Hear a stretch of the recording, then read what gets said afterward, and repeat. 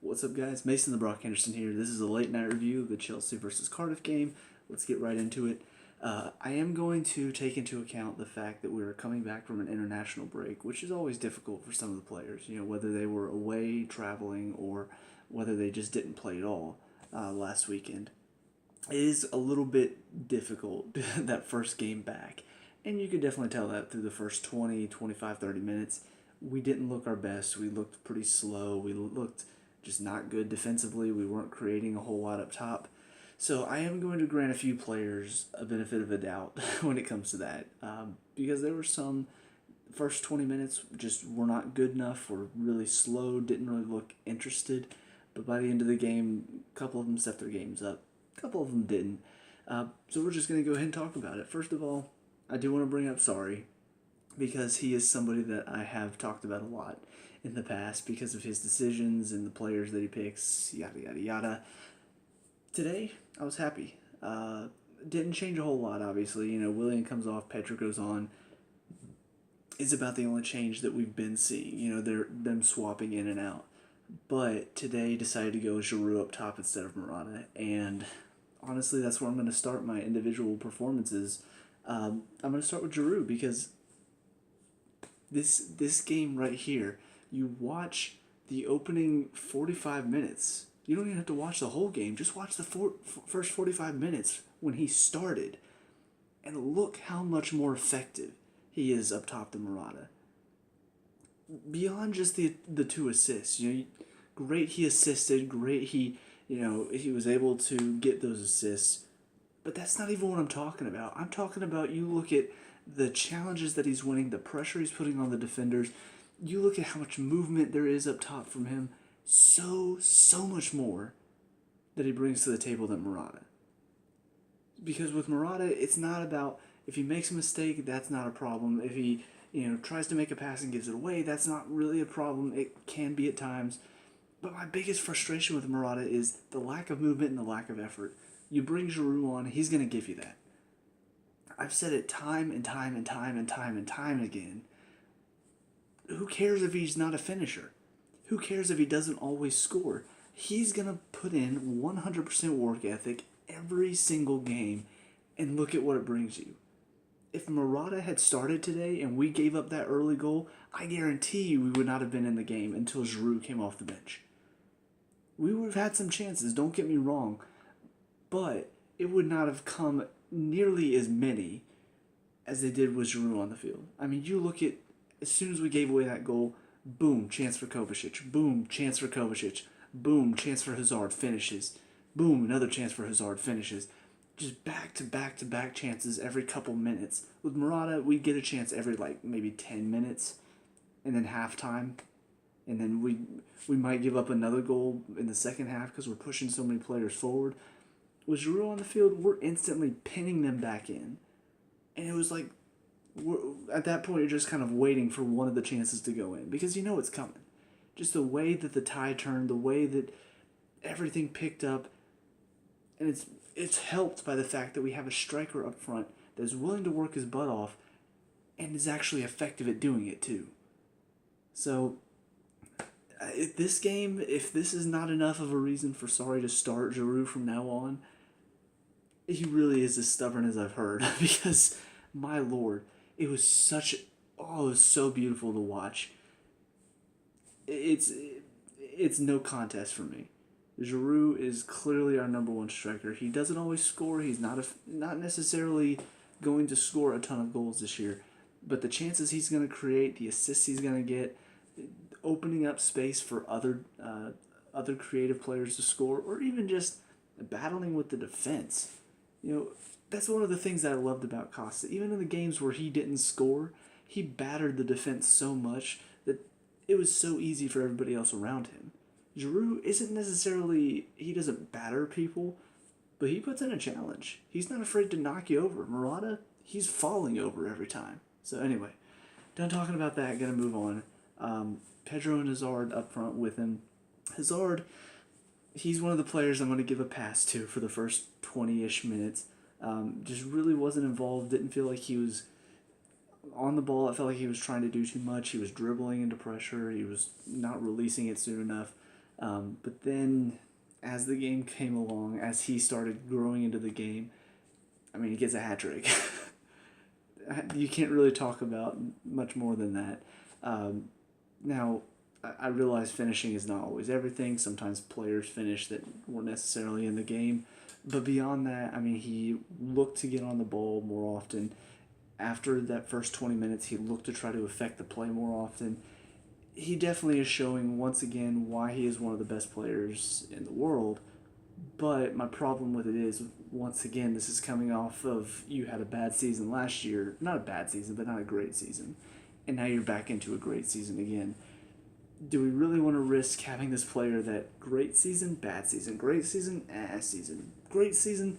Do we always want that kind of letdown every other year? I don't know. Maybe he finally turned it around. Maybe next year will be different, but we'll see. Pedro is definitely one of the players that for me just didn't impress today. The passes weren't really coming off. His shots weren't coming off. There was one he had that was pretty close.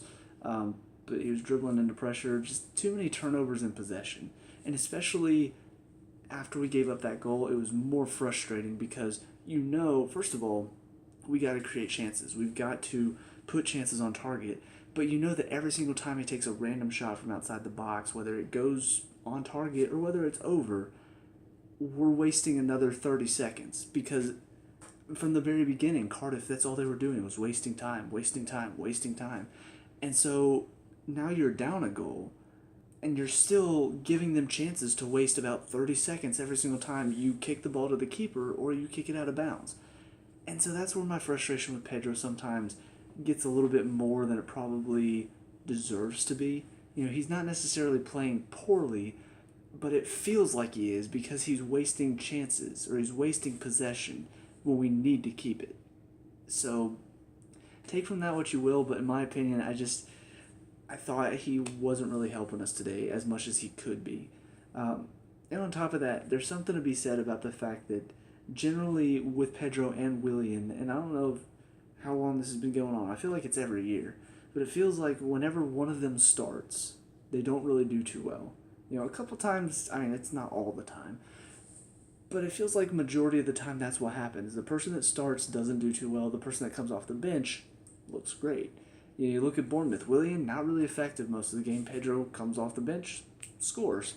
Today, Pedro, not really effective most of the game. Willian comes off the bench, scores. So, I don't know. Maybe it's just the fact that one of them works so hard throughout the first half and most of the second half, and then the second one comes on full of energy and just because they have all that energy left while the defenders are ragged, it allows them to be more involved in the game than the player who came off was. So maybe that's it. I'm not entirely sure, but as far as Pedro is concerned today, just not as effective as he can be. The three in the midfield, all three of them I thought played well. I thought Kovacic definitely was one of the players that at the beginning even looked good. There weren't a lot of players that from the beginning of the game looked good. Most of them looked kind of slow, a little bit, maybe jet lagged, maybe just that break took it out of them. But Kovacic and Giroud, for me, were the two players that did not look jet lagged, that did not look like they were worn out from the international break. They looked ready. And I mean, Kovacic running around the midfield, once again, sometimes I'm mistaking him for Hazard for a second, just the way he kind of weaves in and out of people, the quick touches, good passes, sets up some really nice plays from time to time. I mean, he's really, really effective. And once again, we need to go get him. It can't just be a loan deal. We got to make it permanent because he's going to be a very good player if we can just keep a hold of him and keep developing him. Especially in this system. I think it works very well for him to be able to sort of be a box-to-box midfielder. Conte, honestly, I mean, he was still doing his normal Conte stuff, winning the ball, tracking it down, causing players problems. But honestly, kind of not much didn't really notice him today. And sometimes I can I can remember games where I didn't notice him before, but he was quietly doing his job, or Spilicueta even does that from time to time, where you don't really notice them, but they're doing their job so well that you don't notice them, and that's kind of the point. But yeah, I don't know, just today, even on the attack, didn't really seem that involved, Occasionally he'd get a touch, occasionally he'd be involved in the link-up play, but I don't know, just didn't really see anything kind of plays into my point of he's more of a defensive midfielder, not a box-to-box midfielder. Um, I don't know. It's weird for me seeing him in this more advanced role, just because whenever I see him do the defensive side of things, it's so obvious to me that he is a defensive player. And yet Sarri continues to try to throw him forward, and sometimes it looks good, sometimes it doesn't. But today was definitely one of the ones where it was just kind of in between. It was like he wasn't really doing anything super effective, but he wasn't doing anything poor either. He was just kind of somewhere in the middle. And then defensively, did his normal cleanup job. Jorginho, player that looked lagged in the first 20, 30 minutes. And honestly, that's part of where Cardiff were able to come at us a bit more because, if he's slow, if he's playing slow, Jorginho, it really allows for a lot more time for them. Ooh. Because he's pretty much our playmaker in the midfield. If he loses the ball or if he's playing slow or if he's not tracking back, it opens up space for the other teams. And that's where I feel like having a player like Jorginho in there is not terrible, but it's going to hurt us when it comes to bigger games because he's able to do well against teams like the teams we faced so far. But then you look at when we face the top teams. You look at the one time we played a team that was not in somewhere in the middle table in Arsenal, and both of those goals come from a cutback, and he's just sort of jogging back into the box. So I just don't feel like he's as effective as Conte would be in that position. But that's just me. Then you go to the back four, and this is where I get a little bit more frustrated. First of all, Azpilicueta and Rudiger both did pretty good. Started off a bit slow, but then eventually they were playing really well. But David Luiz and Marcos Alonso, and even Kepa, I'm going to throw him into that little group of three there. Yeah, still really frustrated with the three of them. Don't get me wrong, once again, Marcos Alonso going forward, no problem with him there. I like him going forward. I like whenever he gets on the ball in the attack, he's effective. But you're a defender. You're a defender first. And he's not doing the job. You look at the goal that they got. Starts from stupid decision from David Luiz. And this is not... That's my frustration with that foul that led to the goal. Is that it wasn't I'm tired. And I made a mistake because I'm tired because of the international break. No, this is I'm stupid. And so instead of just letting them dribble into pressure, which we had three guys covering the ball, let me knock over the guy that's running absolutely nowhere and give them a cheap free kick. Why? Because it's David Luiz. And you're still playing him, despite the fact that he gives away crap goals, despite the fact that he makes stupid decisions like this which lead to crap goals, you still play him. And while I'm glad you made the switch from Giroud to Morata, it helped us score 4 goals today, you're still not switching out David Luiz, which cost us a goal today. And I hate giving up goals. I prefer to keep clean sheets. And we're not going to if he's in the field. Oh, but we kept one against Bournemouth. Yeah, they could have scored a couple times because of David Luiz. There was one that was skied right in the 6-yard box. But because David Luiz didn't put in a challenge. But we got lucky. And because we got lucky, everybody's going to look at that clean sheet and say, oh, defensively, we're solid. No. You look at the Arsenal game, it could have been 5 goals they scored on us. You look at the Newcastle game, we gave up a terrible goal because David Luiz was just standing there as the cross came in, and the forward's just like, oh, he's standing there, I'm going to beat him to it. The Bournemouth game, David Luiz nearly gave up a wide open chance because he's just sort of jogging back. He's not tracking a player. Today, gives up a terrible free kick just out of nothing. They have absolutely nothing. They're going nowhere with it. Terrible foul. And then from that free kick, let's go on to Alonso again and Kepa. Because Alonso doesn't even put a challenge in at the back post. Which, it was actually Alonso and David Luiz at the back post. There are 2 men back there. David Luiz does not go to help at all. He stands off while Alonso has to choose who do I track. He doesn't track anybody. He just sort of stands there. Striker's just like, oh, free header? Thanks. Heads it to the other side. Striker has already sort of made his run. Couldn't remember if it was close to being offsides. I think it was tight, but not quite offsides.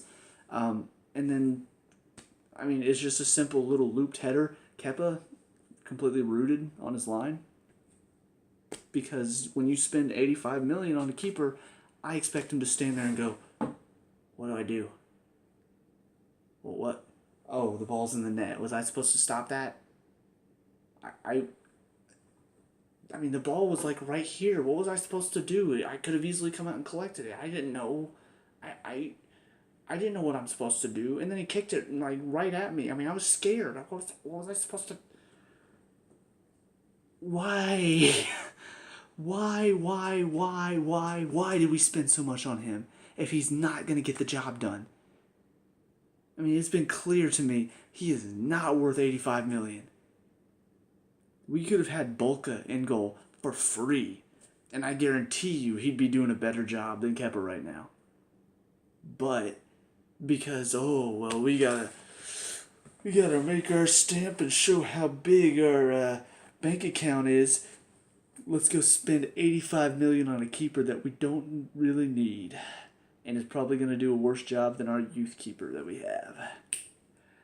That's the Chelsea way. Because our transfer people are freaking stupid. So yeah, everything about that goal just shows what's going to cost us in future games. You know, when we play Liverpool in 2 games in the League Cup, they are going to eat us alive. And it's going to come from our left side. I mean, you've got Salah over there. He's not really having a great season so far, but I guarantee you he's going to have a great season after he plays us. Because he's going up against Alonso and David Luiz. Hell, he's going to be like, is it my birthday? Did my birthday come early this year? You're putting me up against Alonso and David Luiz? Thank you so much, sorry. Thank you so much. Because that's how I would react if I were him. But the problem is, no changes. Nothing's changing. Nothing's changing about their play. Nothing's changing about their decision making. Nothing's changing in the personnel. And so we continue to give up crap goals. We continue to give up crap chances because of that. And so that's where, while I realize everybody's happy with Sarri, while I realize they're happy with the attacking style of play, me being a more defensive-minded person, me being a more I want to keep clean sheets person, looks at that and says, okay, great, we gave up a crap goal against Cardiff. That's going to be 5 crap goals against a team like Liverpool. Because Cardiff is not that good. So there's still a problem. There's still an issue that's not being addressed, and we've got Liverpool right on the horizon. And if we don't get our act together, we're going to be out of one tournament, just like that. That's one less trophy we're going to have a chance to win this year, because we can't figure out that David Luiz and Alonso, well, Alonso unfortunately is our best option at left back, but David Luiz is not our best option at center back. Kepa is not worth $85 million and is certainly not showing a quality that deserves to be starting keeper. So, all of that being said, maybe something will happen. I don't see it because it took 4 games for Sarri to realize, maybe Giroud should start over Morata. So it's clear that he's slow to figure these things out. I guess I'll talk about the subs real quick. Honestly, I mean, there's not a whole lot to talk about. The first one was Willian came on for Pedro. Like I said, he coming off the bench, whichever one comes off the bench, it just looks like they're so much better than the other one. I do feel like part of that is just down to the fact that they come on with full energy against a defense that's been run ragged by the other one. So, but Barkley came on, Kovacic, hopefully just a little knock. He did take a pretty hard challenge in the first half, so I'm hoping it's not that serious. He's going to be able to shake it off next game. Barkley came and he did okay. You know, I still don't think he's providing as much as Loftus-Cheek is, which is unfortunate for him. But I thought he did well enough to warrant more playing time. You know, in some of the cup competitions, I think he's probably going to feature a lot in like the Europa League. But he's just not quite the level that we need, unfortunately. And then Zappacosta came on for, it was Hazard. Just a little bit more of a wing back in a wing position. Honestly, looked okay in the wing position, and I think the reason for that is because he's a more attack-minded player than he is defensive. And I remember saying that all last season when he was at wing back, He's just, I don't know. I'm worried because my dad even made a comment. He's like, oh, Zappacosta, he actually fits Sarri's system a bit more. And I'm like, oh my God, are we going to play him over Spilicueta? Because if so, we've really lost our minds.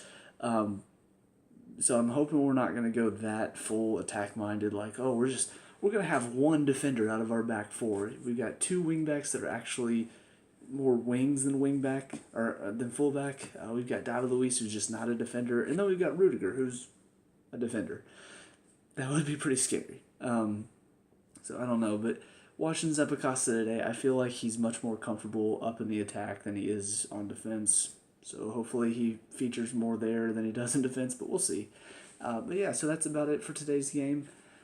Next week we've got West Ham, which should be an easy one because frankly West Ham look terrible right now, but the way that we play, sometimes we could let a team like West Ham into a game when they really don't deserve to be. So fingers crossed that we go out and take it to them like we should, but we'll see. But that's it for me, so let me know what you guys think down in the comment section below. Or your thoughts on today's game. Let me know. We can talk about and discuss all the good stuff. Leave a like and subscribe for future Chelsea reviews, and I'll see you guys in the next game. Peace out.